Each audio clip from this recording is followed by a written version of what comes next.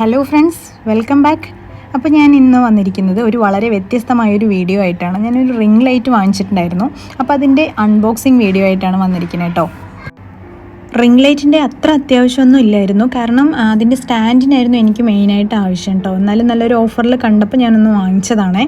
അപ്പം ഇനിയിപ്പോൾ ഇന്നല്ലെന്നുണ്ടെങ്കിലും നാളേക്ക് നമ്മൾ നല്ലൊരു വീഡിയോ എടുക്കുകയാണെങ്കിൽ ആവശ്യമാണല്ലോ എന്ന് കരുതി മേടിച്ചതാണ് കേട്ടോ. അപ്പോൾ നമുക്കിത് എങ്ങനെയാണ് അൺബോക്സ് ചെയ്തിട്ട് നോക്കാം, നമുക്ക് എന്തൊക്കെയാണ് സെറ്റപ്പ് എന്ന് നോക്കാം.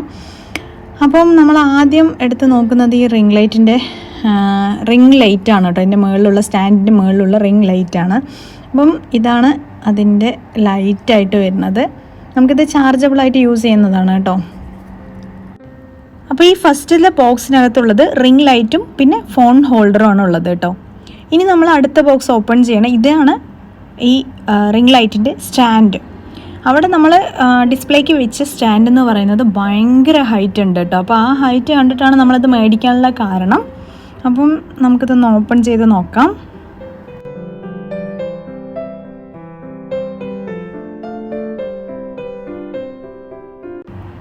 ഇത് ഈസി ആയിട്ട് ഹാൻഡിൽ ചെയ്യാൻ പറ്റുന്ന നല്ലൊരു സ്റ്റാൻഡാണ് കേട്ടോ.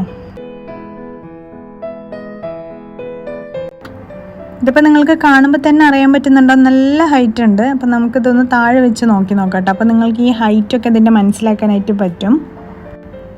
ഇത് കണ്ടില്ലേ, ഇതിപ്പോൾ ടൈറ്റ് ചെയ്യാനാണെങ്കിലും വലിയ ബുദ്ധിമുട്ടൊന്നുമില്ല. ജസ്റ്റ് ഒരു സ്ക്രൂ പോലെ നമുക്കൊന്ന് തിരിച്ചു കൊടുക്കേണ്ട കാര്യമേ ഉള്ളൂ.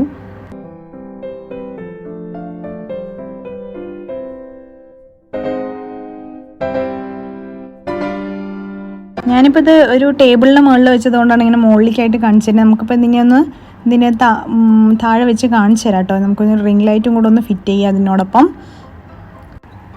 റിംഗ് ലൈറ്റ് ഫിറ്റ് ചെയ്യാനും വളരെ ഈസി ആയിട്ട് തന്നെ പറ്റും കേട്ടോ. ഇതിലൊരു ചെറിയൊരു നോബ് മാത്രമേ ഉള്ളൂ. ആ നോബ് നമുക്ക് ഈ സ്റ്റാൻഡിനകത്തോട്ട് ഫിറ്റ് ചെയ്ത് വെച്ചിട്ട് ടൈറ്റ് ആക്കിയതിന് ശേഷം നമുക്ക് റിംഗ് ലൈറ്റ് എടുത്തിട്ട് മുകളിൽ ഫിറ്റ് ചെയ്യേണ്ട കാര്യമേ ഉള്ളൂ. ഇതിനകത്തുള്ളൊരു നോബ് എന്ന് പറയുന്നത് ഒരു ബോൾഡ് ഷേപ്പിലുള്ളതാണ് കേട്ടോ. അതുകൊണ്ട് തന്നെ അത് ഏത് ഒരു ഡയറക്ഷനിലേക്ക് വേണമെങ്കിലും നമുക്കത് ടേൺ ചെയ്ത് വെക്കാനായിട്ട് പറ്റുന്നുണ്ട്.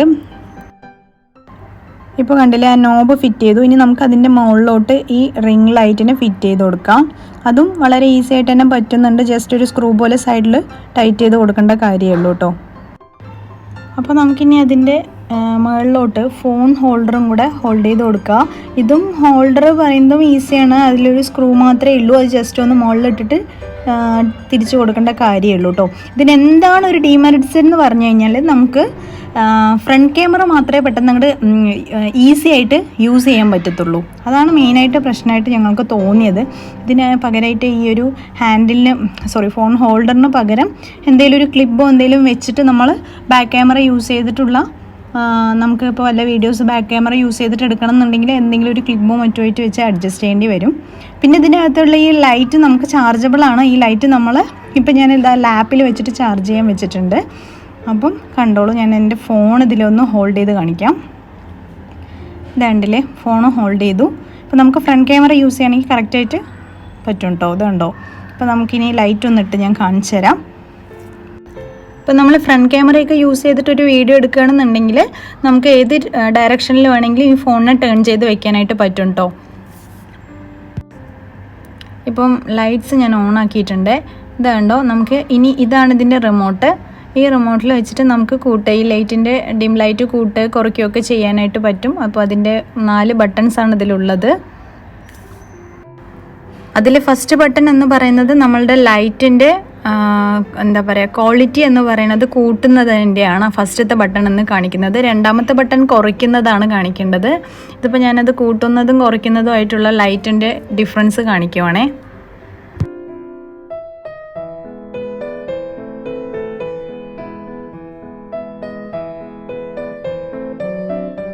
ഇതിൽ ഒരു 4 ടൈപ്പുള്ള ലൈറ്റ്സാണ് വരുന്നത്. നിങ്ങൾക്ക് നോക്കിയാൽ മനസ്സിലാവുന്നുണ്ടാവും. അപ്പം ഇതിൽ കണ്ടില്ലേ ബട്ടൺസ് ഉള്ളത്. ആദ്യത്തെ ബട്ടൺ എന്ന് പറയുന്നത് പ്ലസ് ആണ്, കൂട്ടുന്നതാണ് നമ്മളുടെ ലൈറ്റ്സിൻ്റെ.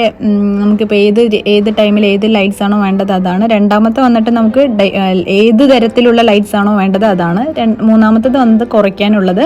നാലാമത്തത് ഓഫ് ചെയ്യുന്നതും ഓൺ ചെയ്യുന്നതും ആയിട്ടുള്ള ലൈറ്റ്. അപ്പോൾ ഇത്രയേ ഉള്ളൂ.